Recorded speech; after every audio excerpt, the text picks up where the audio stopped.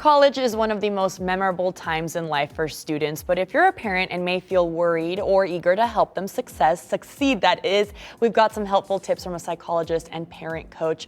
Welcome back, Dr. Ann-Louise Lockhart. Thank you, Roma. We're so happy to have you here and help our children succeed for sure in college.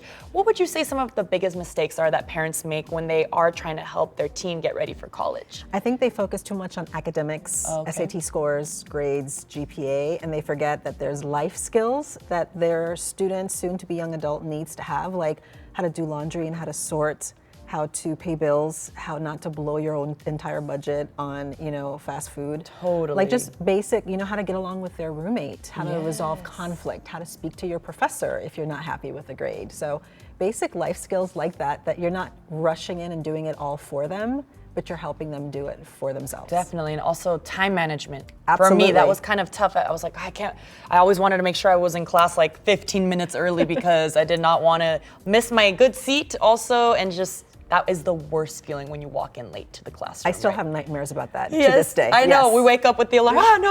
Wait, that was like many years ago. Right, exactly. We are good today. Well, then what are some tips you have maybe? How can parents better prepare their teens now, even for students who are in college now, or maybe students they have that are seniors right now? What do you think would help ease that transition? Well, help them to start doing these things on their own. Give them more responsibility. Help them to manage their own schedule. Don't just jump in and do it for them. Maybe do it collaboratively.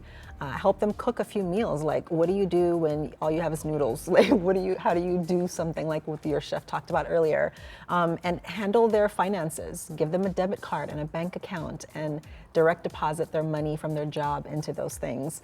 And then, again, like we mentioned last time, like communicating with their coaches and their teachers about different issues. So I think that's how you really prepare them, because they don't just turn 17, 18, leave your house and then know how to do these things. Yeah, they have to practice it. Gosh, I could not have, I still lived at home with my dad when I was that age, and I'm like, could you imagine that young being in a dorm?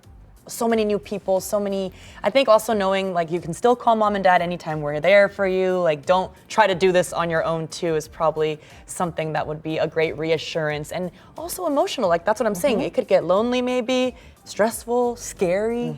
So how can parents emotionally support their kids? Well, they're moving from just being like, I'm controlling everything for you and managing everything, to being more like a collaborator and a confidant, and I'm still here for you. I can always help you through things, not to fix it and rescue them, which can be hard, but to help them talk through it. Don't just jump in and say, well, what you should have done was, or what I would have done, or I told you so, but more like, well, that sounds like a challenge. What do you think you can do differently next time? So I think it's really standing beside them and really helping them through these challenges, and then giving them the confidence to know that they can do it differently, or that they did handle it well. Yes, oh my gosh. Imagine all the things that they will have to face too. I was just thinking, if I was in a dorm, you have to navigate your roommate.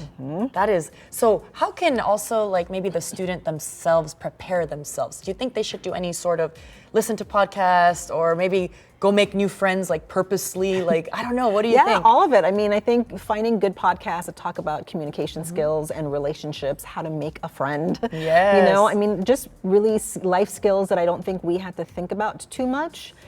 And even role playing, like, going to a new student club or activity, and how do you meet someone so you don't go in and then leave not knowing anyone? And then if there's a conflict with your roommate, how do you resolve that? So role playing can also be very helpful as well with them. It might feel corny and cringe, but it's also very helpful because it gives them practice to know how to handle it should it come up. Well, thank you for all of this advice. I think it's very helpful for our audience and the parents out there. How can parents reach out to you? Yeah, so they can reach out to my team and I at A New Day Pediatric Psychology at anewdaysa.com, and they can contact us. We offer parent coaching. We offer therapy for students who live in the state of Texas to help them with that transition. There's lots of high school students that I meet with who go off to college that they stay in touch and they want to get help through the different things like we just discussed. So thank you for everything, Doctor. That's awesome. Great resource for our audience. Thank you. Y'all stay with